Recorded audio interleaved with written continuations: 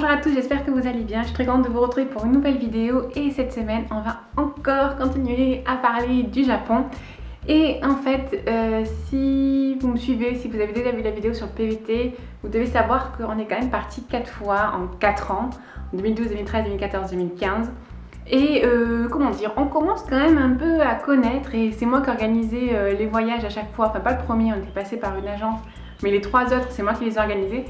Et je peux vous dire que je commence à connaître un peu quelques ficelles, et je me suis dit que je pourrais peut-être les partager avec vous si jamais un jour vous prévoyez d'aller au Japon, si vous planifiez d'aller au Japon même très bientôt. Voilà, je voulais partager avec vous quelques conseils. On va déjà commencer à parler sur les petites choses entre guillemets avant de partir. Et donc la première chose à faire quand on prévoit de partir au Japon, c'est acheter un billet d'avion. Mais oui! Donc voilà un peu les petites ficelles que j'aurai à partager avec vous. Premièrement, si vous avez le choix, évitez les escales. Deuxièmement, si vous avez le choix, je vous conseille fortement Air France. Alors là, vous vous dites, ouais d'accord, la meuf hyper riche qui nous dit en gros, vas-y, mets 3000 € dans ton billet. Non, non, non. Pour en revenir, entre guillemets, à celui que j'ai le plus en tête en fait, c'est le tout dernier voyage qu'on a fait. On est parti période d'avril 2015 et on s'était décidé peut-être mi-janvier, quelque chose comme ça. Donc, en gros, nous, à 3, enfin en tout cas chacun, on avait payé à peu près 600 € l'aller-retour, départ depuis Lyon. Donc on faisait Lyon, Paris, Paris, Tokyo, et on avait payé 600 € l'aller-retour par personne. Je peux vous dire que c'est un des prix les moins chers qu'on ait payé, mis à part Air China, mais Air China je ne referai pas. Donc voilà, je vais vous donner quelques petites astuces pour justement réussir à choper des billets pas très chers. Première astuce, nous en tout cas on a constaté qu'il faut, le mieux c'est de réserver ses billets 50 jours à l'avance. Franchement ça sert à rien de vous y prendre vachement longtemps, même si je pense que le prix minimum vous le retrouvez vachement, peut-être souvent, peut-être avant, etc. Mais 50 jours à l'avance vous le retrouvez. Deuxième truc, c'est réserver vos billets la nuit, genre entre 2h et 5h du matin. Il faut savoir que les sites de réservation des compagnies aériennes sont très malins. Donc en gros, en pleine journée, forcément les billets c'est moins cher. Et troisième, faites-le, vous savez, genre si vous êtes sur Chrome ou quoi, je crois que ça existe sur tous les navigateurs, vous avez la navigation privée. Parce que maintenant avec les cookies, les sites internet en fait retracent tout votre parcours. Et en gros, ils retracent exactement, si vous êtes allé plusieurs fois visiter Air France au cours de la dernière semaine, au fur et à mesure ils vont faire grimper le prix de votre billet. Donc la navigation privée c'est vachement important. Ensuite, dernière chose que je peux vous dire, c'est regardez bien si vous habitez en banlieue. En général, tout compris, des fois le trajet est même moins cher quand vous partez en banlieue. J'avais regardé Paris-Tokyo et le Paris-Tokyo était genre à 1200 €. Le Lyon-Paris-Tokyo était à 600 €. Donc franchement, des fois il faut faire vachement le calcul. Quitte à, vous prenez un train à descendre à Lyon et après vous faites Lyon-Paris-Tokyo. Je sais pas, c'est quand même hallucinant, mais c'est largement moins cher. Donc voilà pour l'avion. Ensuite, alors c'est toujours un peu lié à l'avion, faites attention au décalage horaire. Franchement, si vous pouvez choisir votre heure d'arrivée, je vous conseille en fait d'arriver le soir, on va dire après 17 h, heure locale de là-bas, parce qu'on est arrivé une fois à 8 h du matin. La journée, on l'avait perdue. On était tellement fatigués du transport, du décalage horaire, etc. On est arrivé à 8 h du matin et finalement, on n'a vraiment pas profité de notre journée. Et c'est bête parce qu'on a passé une journée sur place qui finalement, en fait, presque ça nous a démoralisé de voir dans l'état de fatigue dans lequel c'était. Les 3 autres fois, on a fait ça, on est arrivé aux alentours de 17 h, 18 h. Du coup, on est arrivé vers l'hôtel vers 9 h. Il faut quand même pas mal de temps, récupérer les bagages, changer les rail-pass, j'en parlais tout à l'heure, et tout ça. Donc on est arrivé vers 9 h, une bonne douche, regardez un peu la télé japonaise parce que ça vaut le coup en arrivant, et ensuite au dodo, et on est au taquet pour repartir sur une très bonne journée le lendemain. Donc vraiment mon conseil c'est d'arriver plutôt le soir. Troisième chose, pour partir là-bas, vous allez le voir, les Japonais n'utilisent pas trop les cartes de crédit en fait, ils payent pas avec les visas, etc. Ça marche, mais ils n'utilisent pas trop, et donc dans certaines boutiques en fait vous allez peut-être pas pouvoir payer avec votre carte, ils vont accepter uniquement du cash. Donc du coup nous clairement On part jamais avec de l'argent d'avance, enfin, mis à part quand il nous reste, là par exemple, il me reste 5000 yens à la maison. Et en gros, en plus, on n'achète jamais des yens avant de partir en fait, parce qu'en général, déjà, c'est vachement plus cher. Mais à Narita, sachez qu'il y a directement un distributeur de billets dans l'aéroport qui fonctionne avec les cartes internationales, parce que pas tous les distributeurs fonctionnent avec les cartes internationales. Et principalement ce sont les distributeurs 7-Eleven. En plus je crois que nous on avait fait le calcul et en gros si à chaque fois que vous payez en carte bleue, je crois que les frais de transaction sont vachement plus élevés que si vous retirez une fois en espèces en fait. Donc les 7-Eleven ce sont des combini. Les combini ce sont en fait des petites épiceries on va dire. Sachez que la carte Visa marche, ça c'est sûr. Chose importante parce que la première fois je crois qu'on l'avait pas fait et on s'est retrouvé un peu comme des idiots, voilà. Il faut que vous demandiez à votre banque de faire augmenter le plafond de retrait. Parce qu'en gros si vous avez 1000 € de retrait, vous êtes à l'autre bout du monde, ça va hyper vite. Cinquième petit conseil que je peux vous donner, ça sera par rapport au transport. C'est vrai qu'en fait on en a testé quand même plusieurs. Quand on vous parle en fait en général du transport au Japon, on vous parle du Japan Rail Pass. C'est donc un pass qui vous permet de prendre les trains de manière illimitée sur une période. Il s'achète soit en 7 jours, soit 14 jours, soit 21 jours, je crois que c'est le maximum. Et c'est vachement bien si vous voulez sortir de Tokyo et aller visiter le reste du Japon. Clairement, c'est hyper économique parce que le train au Japon, ça coûte vraiment très cher. C'est à acheter en France avant de partir. Donc, je vais vous faire un peu le cheminement du Japan Rail Pass pour que vous sachiez comment ça marche. Donc avant de partir, il y a plusieurs sites qui le vendent. De toute façon, si vous tapez Japan Rail Pass sur Google, vous allez tomber dessus. Vous donc le payez directement en général, ce sont en fait des agences de voyage en fait qui les vendent également. Donc vous les achetez, je vous conseille de les acheter 2-3 semaines avant parce qu'en fait ils vous les envoient par courrier. Et donc vous recevez en fait ça, qui est donc un voucher en fait. Et à l'intérieur, en gros, il y a votre nom parce que donc quand vous les commandez, vous êtes obligé de mettre le nom de la personne à qui il est destiné. Le nom, donc là, il y a la date à laquelle je l'ai acheté. Donc moi, je l'ai acheté le 11 mars 2015. Je l'avais acheté sur Vivre le Japon. Et le prix que je l'avais payé, donc là, j'avais payé 338 €. Et le type de pass que c'est, donc c'est un pass 14 jours ordinaire. Il existe également le Green. En fait, ça permet d'accéder à la première classe et il y en existe aussi pour les enfants. Une fois que vous êtes au Japon, il y a plusieurs en fait agences, elles sont marquées au dos d'ailleurs, où vous pouvez aller échanger ce voucher contre le Japan Rail Pass définitif. Donc en fait, vous présentez votre numéro, votre passeport, ce voucher là, il vérifie qu'il y a bien les visas, que tout a été fait à langue, etc. Et derrière aussi, vous avez en fait donc les informations. Donc là il y a votre nom, votre nationalité, le numéro de votre passeport, donc c'est bien associé à votre passeport. Et enfin il vous colle à l'arrière en fait un petit voucher qui vous permet, qui dit en gros depuis quand vous l'avez et également la date de fin. Il tamponne, etc. Une fois que vous avez ça, donc sachant que vous pouvez le faire démarrer quand vous voulez, c'est-à-dire que ça ne démarre pas forcément le jour où vous le prenez. Une fois donc que vous l'avez et que vous voulez vous en servir. Donc au Japon, ils ont un peu comme nous, ils ont les trains régionaux, les trains normaux et ils ont les Shinkansen, donc les TGV, qui sont des trains à réservation obligatoire. Si vous voulez prendre un train classique, il suffit en fait quand vous avez les barrières, les gares ne sont pas du tout faites comme chez nous, en fait pour rentrer dans la gare, pour accéder au quai, en fait vous avez des barrières, il y a toujours une petite guérite on va dire avec un agent. Vous passez, vous montrez le voucher à l'arrière avec les dates à l'agent et il vous ouvre la porte pour que vous puissiez passer.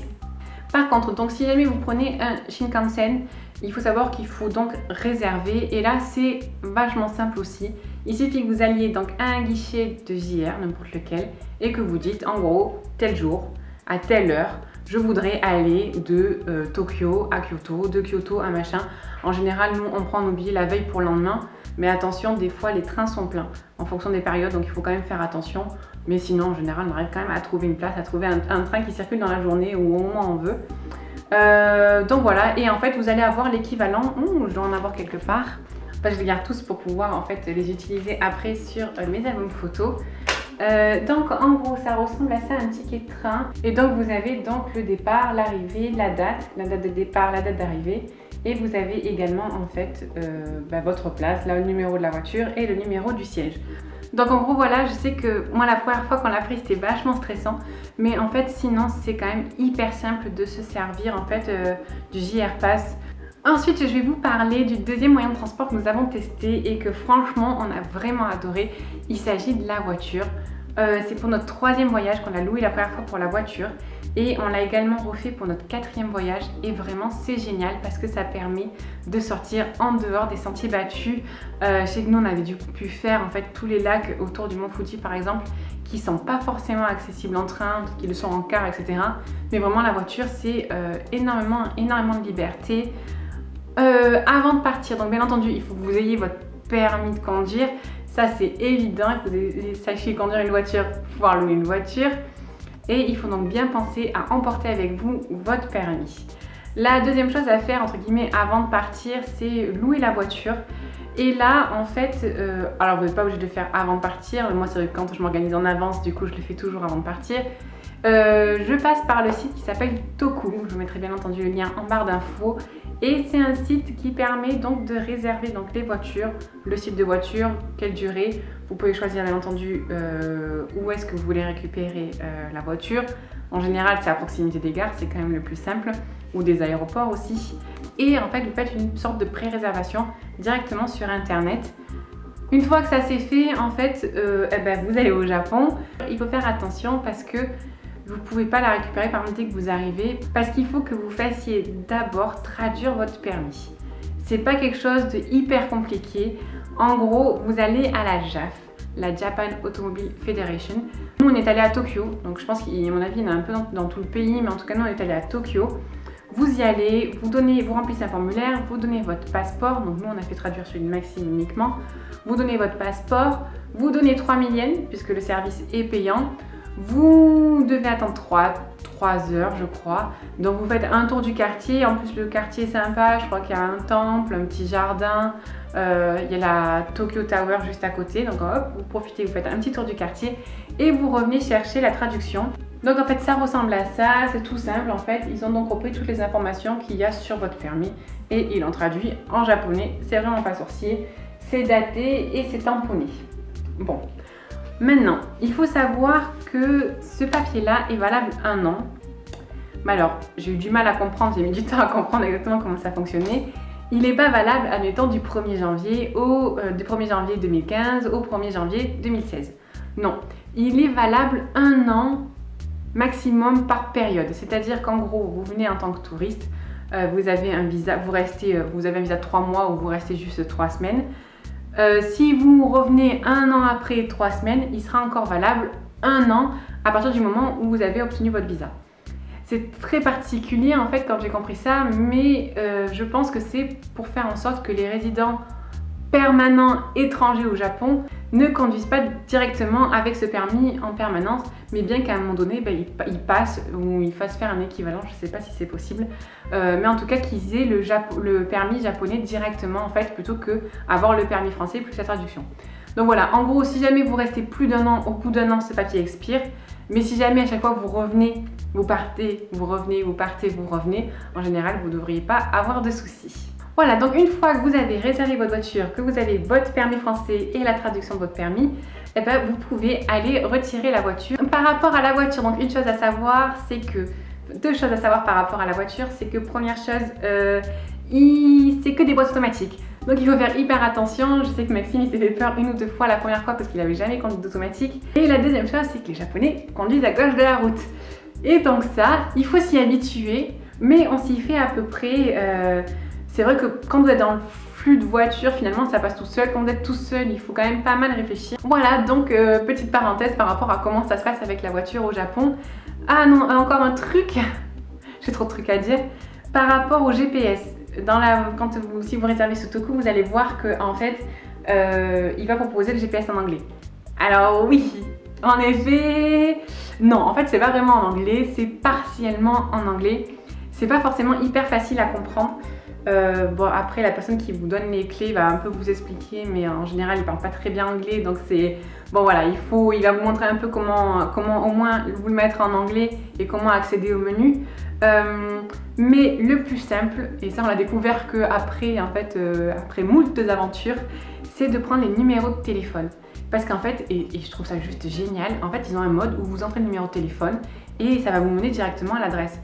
Et en soi c'est pas débile parce que un numéro de téléphone est lié à une adresse en général, donc du coup voilà, si vous le numéro de téléphone de l'hôtel, le numéro d'un centre commercial, j'en sais rien, le numéro de téléphone, moi par exemple je prenais le numéro de téléphone des offices de tourisme des villes dans lesquelles on allait, comme ça au moins on était juste à côté des offices de tourisme, etc. etc.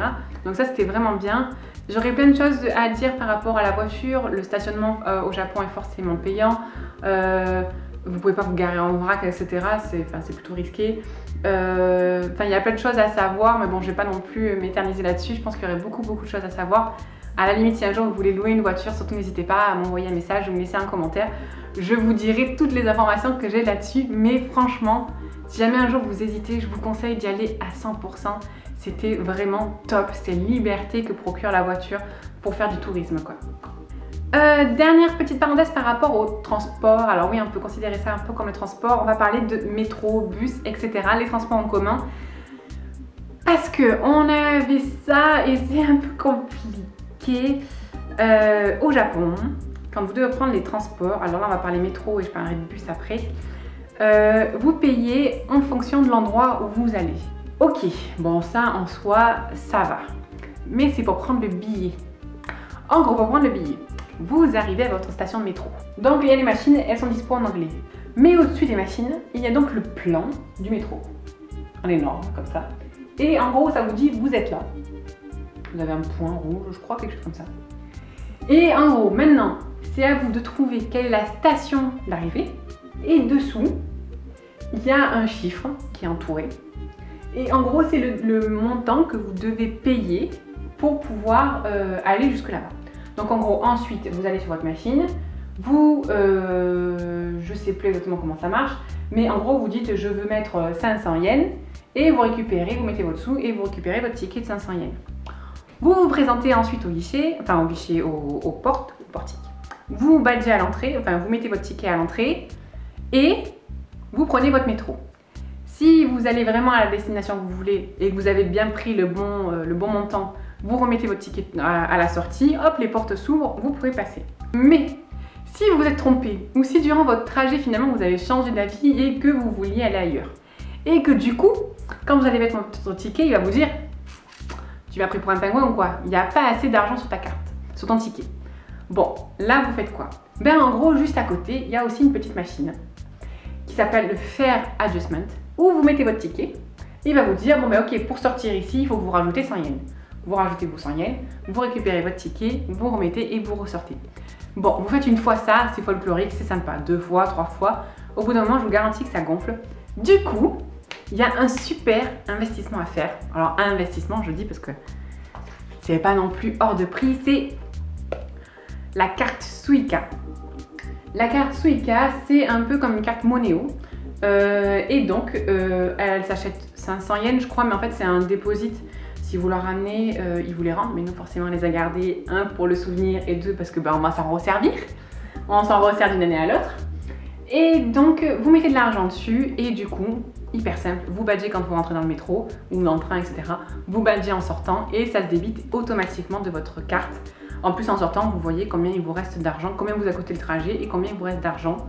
Si jamais un jour vous n'avez pas assez d'argent, quand vous allez badger à la sortie, du coup ça veut dire « Hey, t'as pas d'argent !»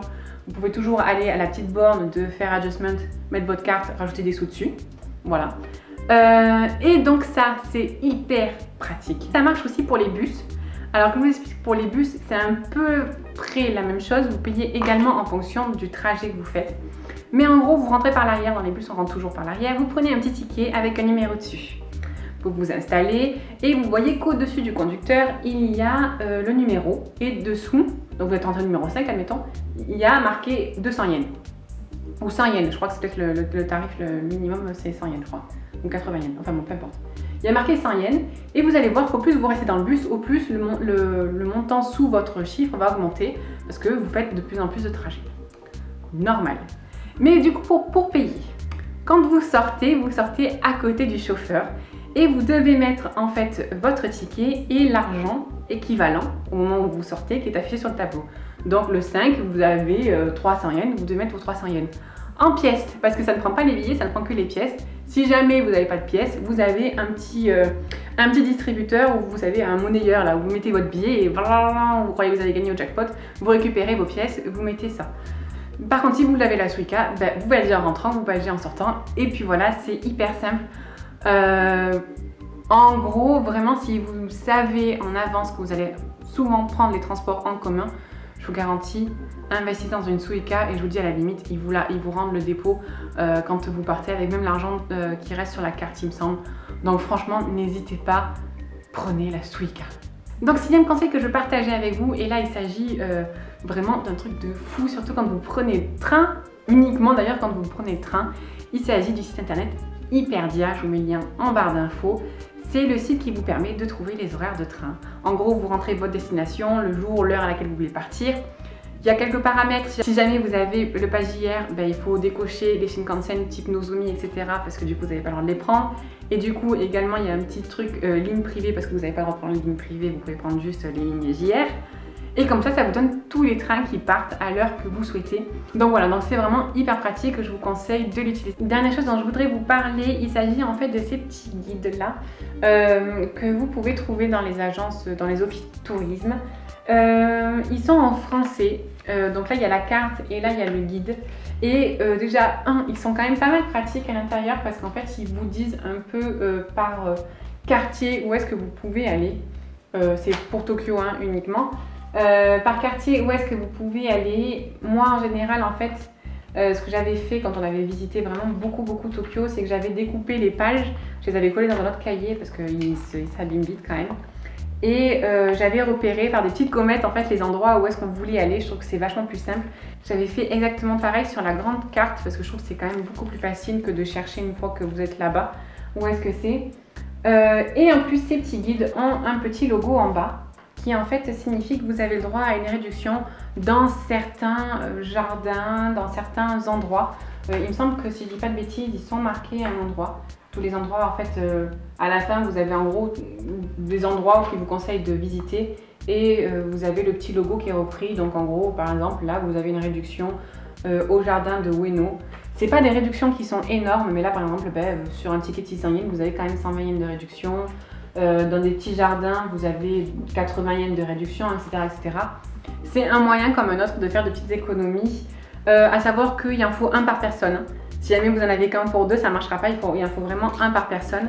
Mais voilà, donc du coup, voilà, je vous conseille quand vous arrivez d'aller les récupérer directement à l'office de tourisme. Donc voilà, c'est terminé pour tous ces conseils. Je pense que j'ai encore des milliers de conseils à vous donner. J'espère que cette vidéo ne sera pas trop longue. Mais j'ai quand même pas mal de doutes là-dessus parce que quand je commence à parler sur le Japon, j'ai beaucoup de mal à m'arrêter. Je pense que vous allez pouvoir le constater. Mais en tout cas, voilà, j'espère que cette vidéo vous aura plu. J'espère que si jamais vous prévoyez de partir au Japon, j'espère que ces conseils vous seront utiles. Si vous êtes déjà parti au Japon, j'espère que vous êtes d'accord avec ce que je suis en train de dire. Et surtout, si jamais vous avez des questions par rapport à votre organisation, etc. pour un voyage au Japon, surtout, n'hésitez pas à me poser vos questions en commentaire. Je me ferai vraiment un très grand plaisir d'y répondre. J'adore ça de toute façon. Les 3 derniers voyages qu'on a fait, c'est moi qui les ai organisés de A à Z et j'ai adoré ça. Donc surtout, n'hésitez pas. Et puis voilà, donc c'est terminé et je vous dis à très bientôt pour une nouvelle vidéo.